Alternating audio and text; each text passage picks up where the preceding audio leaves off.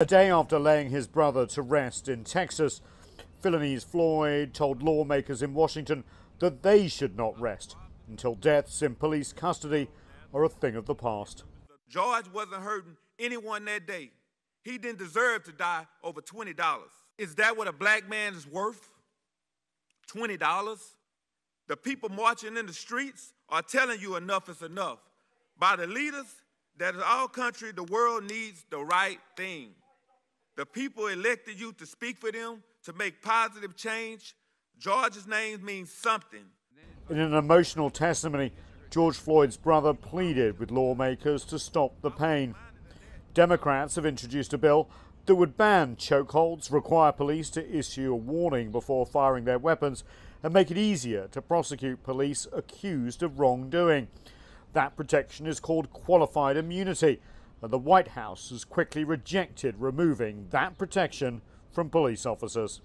It's called qualified immunity. Yes. Is that a red line for the president? That's a non-starter in the Democrat legislation. Senate Republicans are also working on their own proposals, but meanwhile many cities are introducing reforms right away.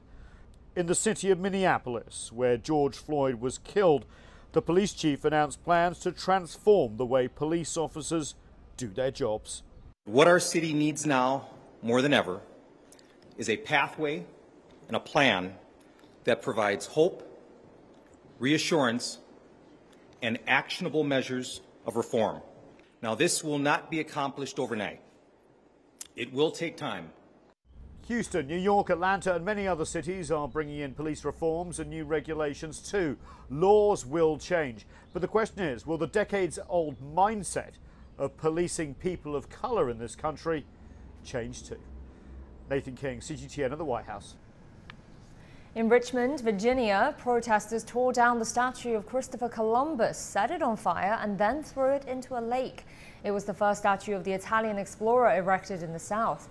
Columbus is credited as one of the first Europeans to come to the Americas, but Native American advocates say he spurred centuries of genocide against indigenous people.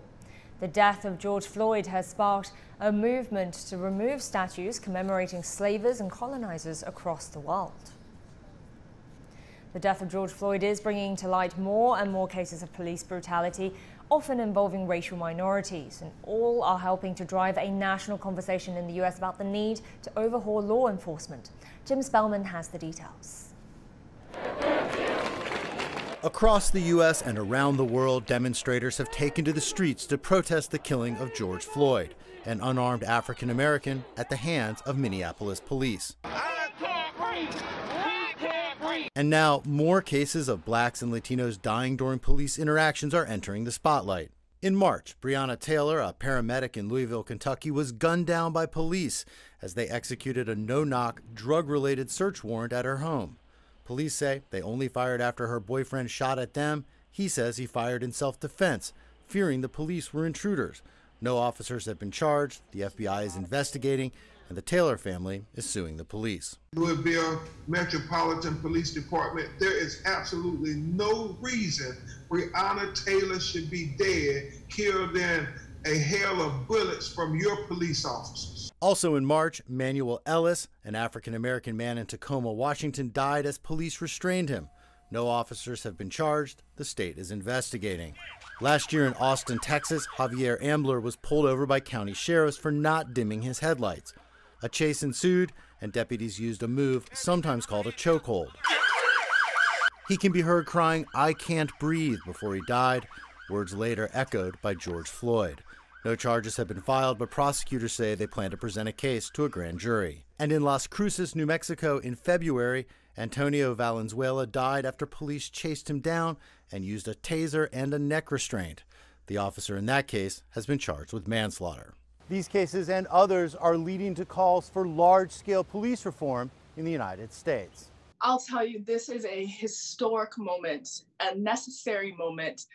We have been waiting for a time like this when people would finally wrap their attention around the injustices that have been impacting and afflicting the Black community for far too long. And as police reform becomes a priority, some communities are taking steps many say are long overdue. removing statues meant to honor Civil War figures, symbols of slavery that critics say have no place in modern America. Jim Spellman, CGTN, Bethesda, Maryland. Activists are calling for the police to be defunded in the light of the killing of George Floyd. Professor Carlton Waterhouse from Howard University explains exactly what this means. So there's a kind of a continuum of different activists' belief about what should happen with regards to policing. So there are some who would argue that we should completely abolish the police, and others who said we should defund the police, and some who said we should dismantle the police. So let me try to break each of those down if you don't mind.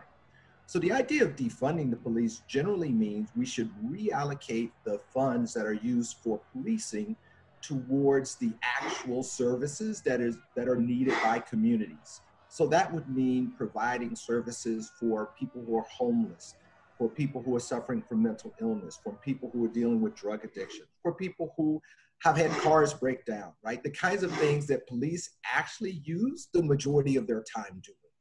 And persons who make that advocacy often will argue that we're trying to prevent harms, and sometimes police are actually engaged in contributing to harms rather than actually solving harms. And so they believe that by putting funds towards prevention, we actually will reduce crime.